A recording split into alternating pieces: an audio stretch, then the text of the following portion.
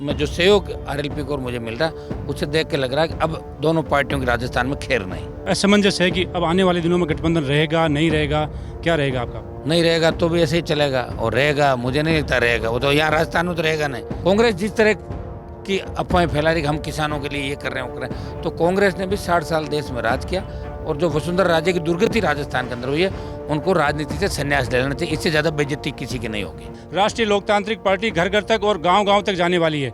हमारे साथ खुद हनुमान बेनीवाल है, जिनसे पूछेंगे कि किस तरह से आप पंचायत चुनाव में अपने उम्मीदवारों को खड़ा करके किस तरह से आपने चौसर बिछाई है और क्या परिणाम आने वाले हैं, क्या कहना चाहेंगे आप?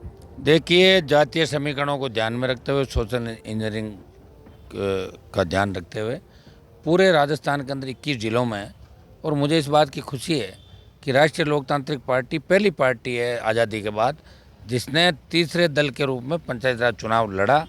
और आज नागौर जिस जिले से मैं सांसद हूँ, यहाँ 47 में से 39 टिकट हमने मजबूती से बांटे।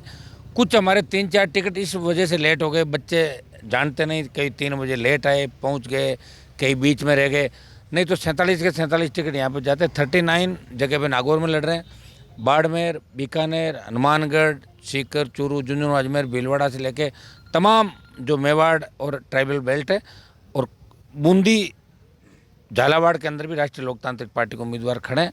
ये सब राजस्थान के नौजवानों की मेहनत का ही परिणाम है कि जिस राष्ट्रीय लोकतांत्रिक पार्टी की पुनर्स्थापना को अभी 2 वर्ष हुए थे और बीकानेर में दूसरा स्थापना दिवस हमने मनाया था, तब 9.5 लाख के करीब आरएलपी ने वोट लिए, और ये बोतल का चिन्ह जवानों की इच्छा थी कि निगम के चुनाव लड़े, नगर पालिकाओं में लड़े, पंचायत चुनाव लड़े। चूँकि पंचायतों में आरएलपी का बहुत बड़ा प्रभाव ग्रामीण स्तर पे, तो नौजवानों से बात करके सारे राजस्थान के अंदर हमने उम्मीदवार लड़ने का फैसला किया, और करीब करीब राजस्थान के अंदर राष्ट्रीय लोकतांत्रिक पार्टी के जिला परिषद और पंचायत समिति वार्डों में नौजवान लड़ रहे हैं, और ज़्यादातर नौजवान चुनाव लड़ रहे हैं, सारी जातियों के नौजवान मिलकर लड़ रहे हैं। और जो परिणाम आएगा वो चौंकाने वाला आएगा। और इसके बाद जो दूसरे 12 जिले हैं दूसरे राउंड के अंदर, उनमें भी आरएलपी अपना परचम लहराएगी।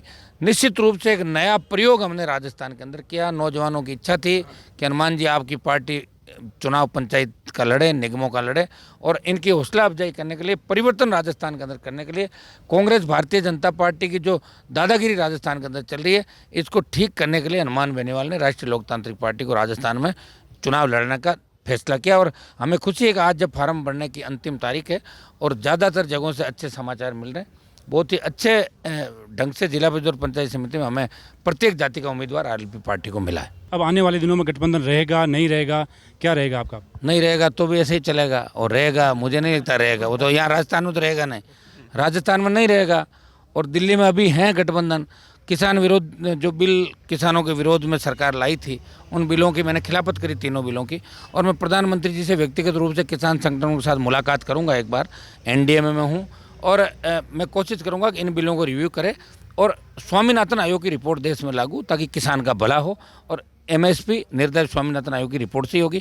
कांग्रेस जिस तरह की अफवाहें फैला रही कि हम किसानों के लिए ये कर रहे हैं वो कर रहे हैं, तो कांग्रेस ने भी 60 साल देश में राज किया, किसान का भला कांग्रेस भी नहीं कर पाई। और स्वामीनाथन आयोग की रिपोर्ट लागू होने से ही देश के किसानों का भला होगा। और ऐसा कोई भी बिल जो जनता के विरोध में होगा, उसका हनुमान बेनीवाल विरोध करेगा। पेट्रोल डीजल जो बढ़ रहे हैं, महंगाई जो बढ़ रही है, उसमें भी केंद्र की सरकार से बार बार मैंने मांग की है कि महंगाई को बढ़ने से रोका जाए।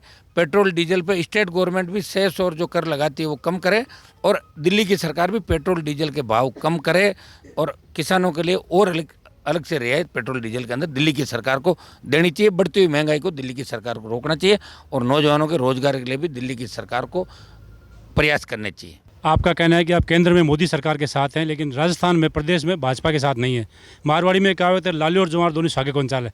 तो कैसे आप तालमेल बिठाओगे कि वहाँ नहीं है और वहाँ तो है, लेकिन यहाँ आपका गठबंधन नहीं है? नहीं, वहाँ कोई बीजेपी में थोड़ा ही हूँ मैं, मेरी तो खुद की पार्टी है ना साहब, और मेरी पार्टी अभी दिल्ली के चुनाव थोड़ी लड़ रही है, देश का चुनाव नहीं लड़ रहे हम। स्टेट के अंदर उस समय जो परिस्थितियाँ थी, गठबंधन हमने किया, कांग्रेस से करना नहीं था, उस समय की जो परिस्थितियाँ थी उस हिसाब से हमने गठबंधन किया। मुझे अगर बीजेपी ने वोट दिए तो मैंने भी 25-30 लाख वोट बीजेपी को राजस्थान के अंदर डलवाए थे, तब जाके 25 सीट आई। सीएम का बेटा जोधपुर में हारा, तो हनुमान बेनीवाल के नौजवान और पूरी किसानों की जो ताकत थी, उससे सीएम के बेटे को हमने घर पे बिठाया। दिल्ली के अंदर गठबंधन है, लेकिन गठबंधन हमारी शर्तों पे है।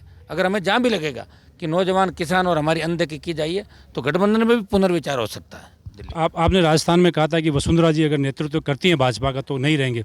अगर वसुंधरा जी को नेतृत्व नहीं दिया जाता है तो राजस्थान में क्या उनके साथ हैं? मैं तो कतई नहीं हूँ, मैं तो खुद मेरी पार्टी सरकार सत्ता में लाना चाहता हूँ। किस लिए हूँ वसुंधरा जी के साथ और दूसरों के साथ? भाई वसुंधरा तो खुद अभी जाके पता नहीं कहाँ बैठी है, उसके कहने से कोई कह रहा है कि पंचायत समिति का टिकट भी नहीं दिया। टिकट तो हमने हर आदमी को देने का प्रयास किया। और जो वसुंधरा राजे की दुर्गति राजस्थान के अंदर हुई है, उनको राजनीति से संन्यास ले लेना चाहिए। इससे ज़्यादा बेइज्जती किसी की नहीं होगी।